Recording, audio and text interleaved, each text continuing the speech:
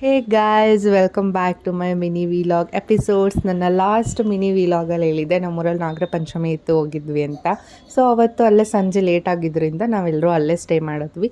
ಬೆಳಗ್ಗೆ ಎದ್ದು ಹೊರಡೋಣ ಅಂತ ರೆಡಿ ಆಗ್ತಿದ್ವಿ. ಅಷ್ಟೊತ್ತಿಗೆ ಮನೆಯವರೆಲ್ಲ ಗೆದ್ದು ಪೂಜೆ ಎಲ್ಲ ಮುಗಿಸ್ಕೊತಾ ಇದ್ರು. ನಾವು ಅಪ್ಪಂಗೆ ಕಾಲ್ ಮಾಡ್ಕೊಂಡು ವೆಯ್ಟ್ ಮಾಡ್ತಾಯಿದ್ವಿ. ಹಂಗೆ ಚಿಂಟು ಪಿಂಟೂಸ್ ಎಲ್ಲ ಸೈಕಲ್ ಓಡಿಸ್ತಾ ಇದ್ರು. ನಾವು ಒಂದು ರೌಂಡ್ ಕೇಳ್ದೋ ಕೊಡಿ ಅಂತ, ಕೊಡಲ್ಲ ಅಂತ ಅವಮಾನ ಮಾಡಿಬಿಟ್ರು.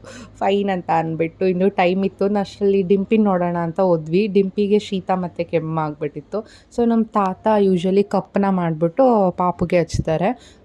ಇದು ಹೇಗೆ ಮಾಡೋದು ಅಂತ ಅಂದರೆ, ಅವರು ಒಂದು ಪೇಪರಲ್ಲಿ ಒಂದು ಚಿತ್ರ ಬರೀತಾರೆ, ಆಮೇಲೆ ಏನೋ ಅಕ್ಷರ ಎಲ್ಲ ಬರೀತಾರೆ. ಅದಾದಮೇಲೆ ಪಾಪು ಹೆಸರು ಬರೀತಾರೆ. ಪಾಪು ಹೆಸರು ಬರೆದು ಅದನ್ನು ಸುಡ್ತಾರೆ.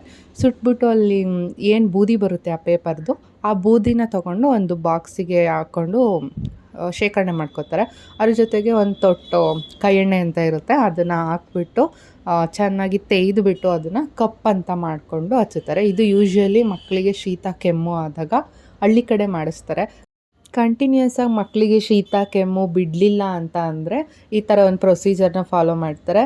ಅವ್ರದ್ದೊಂದು ನಂಬಿಕೆ. ಯೂಶ್ವಲಿ ಈ ಥರ ಕಪ್ ಮಾಡಿ ಪಾಪುಗೆ ತುಟಿ ಕೆಳಗಡೆ, ಹೊಟ್ಟೆ ಹತ್ರ, ಆಮೇಲೆ ಕಾಲಲ್ಲಿ ಎಲ್ಲ ಇಟ್ಟರೆ ಕಡಿಮೆ ಆಗುತ್ತೆ ಅಂತ. ಬಟ್ ಯೂಶ್ವಲಿ ಇದು ಚಳಿಗಾಲ ಆಗಿರೋದ್ರಿಂದ ಅವರು ಸುತ್ತಮುತ್ತ ತೋಟ ಇದೆ, ಆ ಪಕ್ಕದಲ್ಲೇ ಕೆರೆ ಕೂಡ ಇದೆ.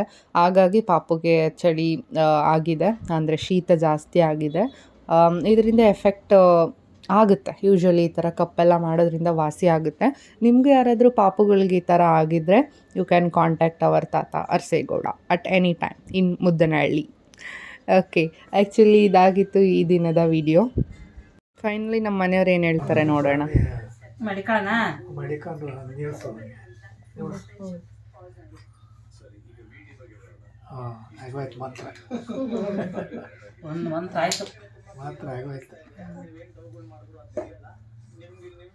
ಹಾಗೆ ಟೈಮ್ ಪಾಸ್ ಆಗ್ತಿರ್ಲಿಲ್ಲ ಅಂದ್ಬಿಟ್ಟು ನಮ್ಮ ತೋಟದ ಕಡೆ ಹೋಗಿದ್ವಿ. ಅಪ್ಪ ಬಾಳೆಗೊನೆ ಎಲ್ಲ ಹಾಕಿದ್ರು. ಸೊ ಚೆನ್ನಾಗಿ ಬರ್ತಿತ್ತು, ಫಲ ಕೂಡ ಟೇಸ್ಟ್ ಇತ್ತು. ಹಾಗೆ ಮಲ್ಲಿಗೆ ಹೂವನ್ನು ಬಿಡಿಸ್ಕೊಂಡು ಅದನ್ನು ದೊಡ್ಡಮ್ಮನ ಹತ್ರ ಕಟ್ಟಿಸ್ಕೊಂಡಿದ್ದು ಆಯಿತು. ಇವತ್ತಿನ ಬ್ಲಾಗ್ ಇಷ್ಟೇ. ನಾವು ಮತ್ತೆ ಭೇಟಿ ಆಗುವ ಮುಂದಿನ ಬ್ಲಾಗ್ ಮಿನಿ ವಿಲಾಗ್ ಎಪಿಸೋಡ್ 4 ಅನಿಸುತ್ತೆ. ಯಾರೆಲ್ಲ ಚಾನಲ್ನ ಸಬ್ಸ್ಕ್ರೈಬ್ ಮಾಡ್ದಲೇ ನೋಡ್ತಿದ್ದೀರಾ, ದಯವಿಟ್ಟು ಸಬ್ಸ್ಕ್ರೈಬ್ ಮಾಡಿ ಅಂತ ಹೇಳ್ತಾ, ಹಾಗೆ ಆಲ್ರೆಡಿ ಸಬ್ಸ್ಕ್ರೈಬ್ ಮಾಡಿರೋ ದಯವಿಟ್ಟು ಲೈಕ್ ಶೇರ್ ಮಾಡಿ ಅಂತ ಹೇಳ್ತಾ ವಿಡಿಯೋನ ಎಂಡ್ ಮಾಡ್ತಾ ಇದ್ದೀನಿ.